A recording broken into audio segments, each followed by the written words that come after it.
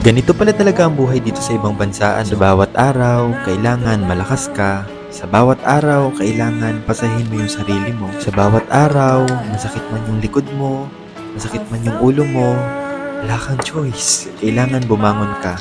Kailangan pumasok ka. Yung tipong kahit na sumasakit yung likod mo, yung ulo mo, sa bawat umaga, nagigising ka, papunta ng trabaho. Wala. Kailangan patunayan mo na kaya mong tapusin yung kontrata na pinirmahan mo dito. Kala ko nga noon, hindi ko kakayanin eh. Pero eto na yun. Ito na yung totoong laro ng buhay. Laro ng buhay na hindi mo pwedeng basta-basta na lang sukuan. Na bawat araw, kailangan lagi mong sukuan.